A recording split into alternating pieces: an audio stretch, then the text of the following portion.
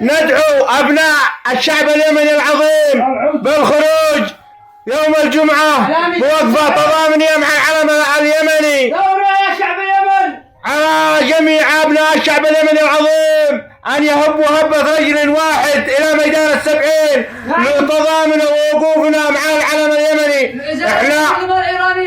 احنا كنا واقفين مع أنصار الله، واحنا حاربنا معهم جميع الجبهات ضد العدوان السعودي القاشم. أما أنه يهين الشعب العلم اليمني فلن نرضى ولن نسكت لو ما بقي مننا يمني. والآن نتكلم من وسط العاصمة ونتحاكى من وسط المناطق المحررة، ما هو من وسط المناطق يقول لي من مالك ولا من جميلة.